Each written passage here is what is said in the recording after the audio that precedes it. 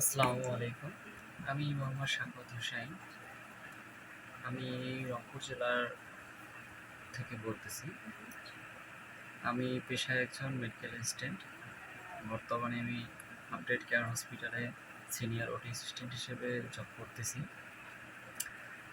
আর এই এনসিএস কোর্সটাতে ভর্তি হওয়ার উদ্দেশ্য হচ্ছে যাতে আমি মা ও শিশুর উপর আরও একটু বিস্তারিত জানতে পারি।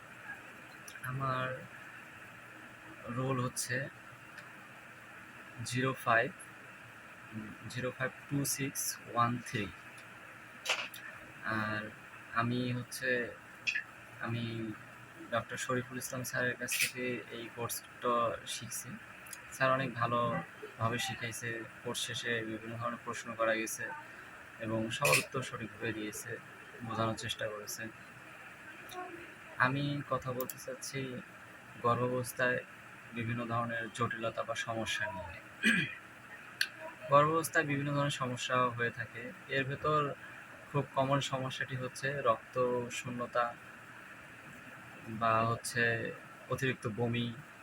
এই ধরনের সমস্যাগুলো খুব সাধারণত হয়ে থাকে। আমাদের আশেপাশে রক্তশূন্যতা পেশেন্টগুলো থাকে, কিন্তু এর ভিতর গর্ভকালীন পেশেন্টগুলো বেশি থাকে। দেখা যায় এ সময়ে তাদের হিমোগ্লোবিন 11-তে 11-র নিচে কমে আসে। তখন আমরা সেগুলো মডারেট হিসেবে গণ্য করি। আবার দেখা যাচ্ছে যে অতিরিক্ত বমি হয়ে থাকে পেশেন্টগুলোর ক্ষেত্রে।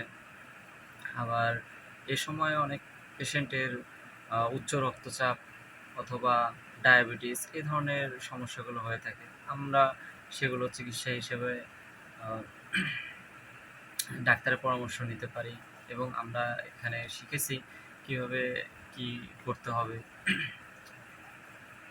ধন্যবাদ।